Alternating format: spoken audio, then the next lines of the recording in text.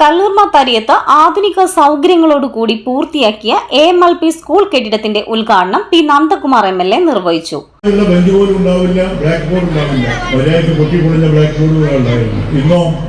ഇന്നത് കുട്ടികൾക്ക് പോലെ കാലത്തിന്റെ മാറ്റത്തിനനുസരിച്ച് ഉയരാൻ നമുക്കറിയാം.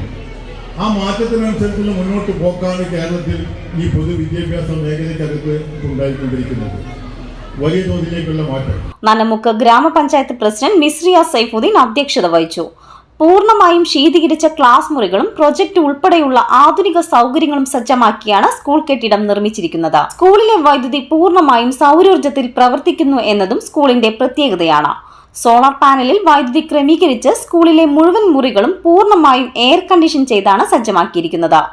ശുചിമുറികൾ ഉൾപ്പെടെയുള്ള എല്ലാ സൗകര്യങ്ങളും ഭിന്നശേഷി സൗഹൃദമാണ്. 1932 സ്ഥാപിതമായ AMLP സ്കൂൾ പ്രദേശത്തെ വിദ്യാഭ്യാസപരമായി ഉന്നതിയിലെത്തിക്കുന്നതിന് വലിയ പങ്ക് വഹിച്ചിട്ടുണ്ട്.